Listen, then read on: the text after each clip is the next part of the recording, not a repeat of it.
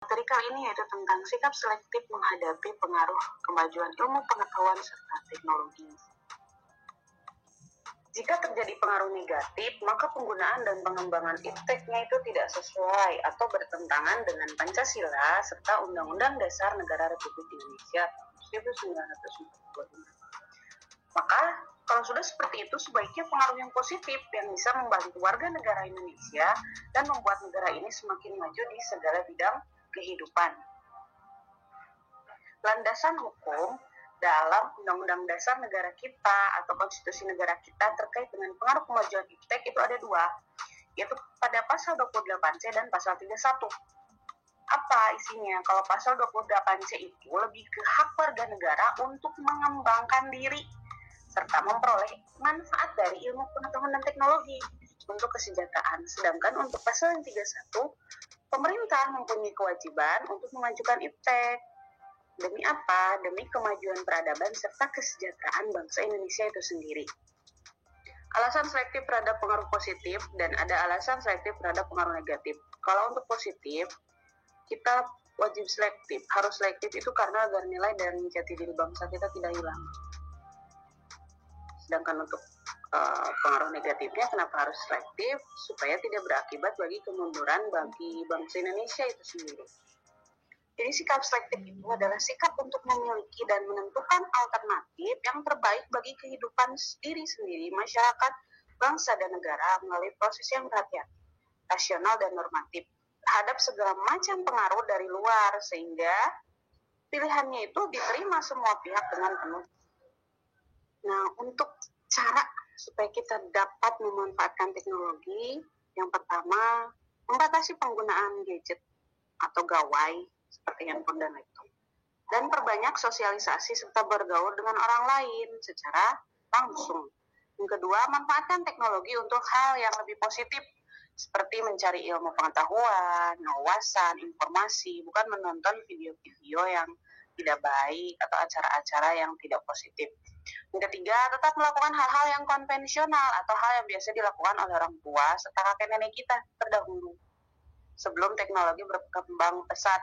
Contohnya sepeda, berjalan kaki, sekedar untuk olahraga atau merenggangkan. Di sini ada Undang-Undang Nomor 11 tahun 2008, yaitu tentang informasi dan transaksi elektronik.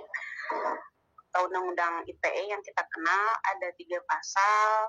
Bagi pelajar, yaitu butir-butir yang harus selalu diperhatikan.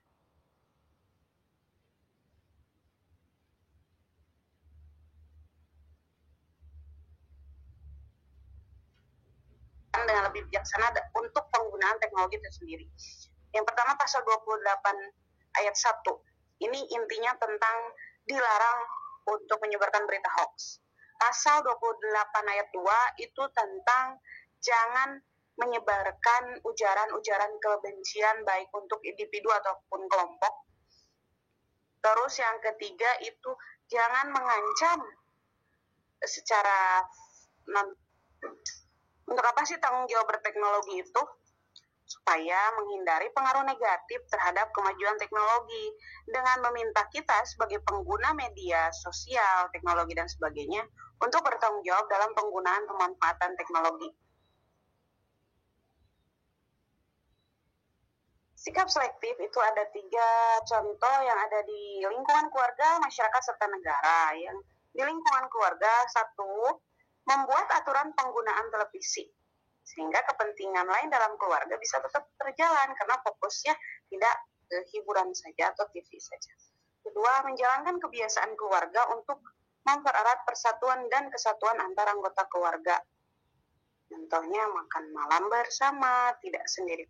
Yang ketiga, memanfaatkan alat komunikasi sesuai kebutuhan sehingga tidak mengganggu kebiasaan berinteraksi secara langsung. Maksudnya kalau main HP nggak terus main HP di kamar sendirian, nggak saling bertegur sapa dengan orang tua dan dengan keluarga lain. Keempat, memelihara sikap saling menghargai dan menghormati antara anggota keluarga.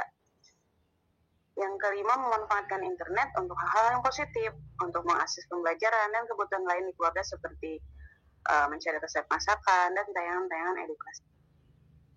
Sikap selektif menghadapi pengaruh kemajuan iptek di lingkungan sekolah. Yang pertama, memanfaatkan internet untuk memperluas wawasan dan ilmu pengetahuan. Kedua, memanfaatkan teknologi informasi untuk meningkatkan prestasi. Tiga, memelihara sikap saling menghargai antar anggota sekolah. Yang keempat, tes secara online sehingga kompetensi. Sikap selektif yang ketiga yaitu di lingkungan masyarakat. Yang pertama, memanfaatkan internet untuk memajukan perekonomian masyarakat.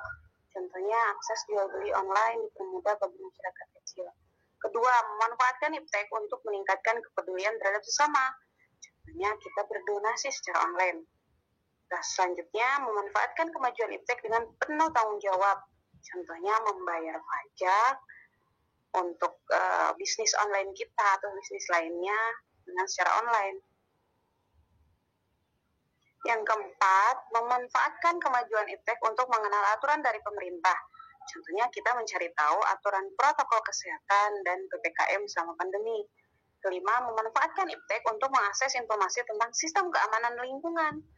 Contoh, saat ada pencurian di perumahan kita mencoba mengakses ke keamanan untuk melihat hasil rekaman CCTV. Sikap selektif yang keempat yaitu di lingkungan bangsa dan negara. Contohnya memanfaatkan kemajuan iptek untuk mewujudkan cita-cita bangsa dan negara sesuai alinea keempat, dari mulai melindungi segenap bangsa, mencerdaskan kehidupan, menjaga ketertiban dunia, dan mensejahterakan rakyat Indonesia. Itu tujuan negara dalam alinea keempat. Yang kedua, memanfaatkan iptek untuk meningkatkan sistem pertahanan dan keamanan negara. Terus yang ketiga, memanfaatkan kemajuan iptek untuk memajukan bangsa dan negara agar dapat berdiri sejajar dengan bangsa. Selanjutnya, memanfaatkan kemajuan iptek untuk menjalin hubungan yang luas dengan masyarakat internasional untuk kepentingan bangsa negara kita. Terakhir, memanfaatkan kemajuan iptek untuk mengenalkan budaya bangsa ke luar negeri. Contohnya seperti gambar seorang komikus asal Indonesia bernama Is Yuniarto yang memperkenalkan budaya pewayangan Indonesia dengan versi yang lebih baik, menarik, dan sempat diberi kesempatan untuk mendesain Avenger versi pewayangan Indonesia. Hebat.